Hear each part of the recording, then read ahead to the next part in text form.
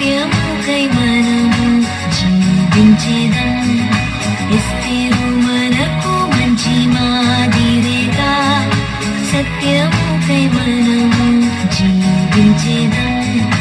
ధైర్యము ప్రేమతో పనులు చేసేదం. అందరి యొక్క మంచి పేరు పొందేదం.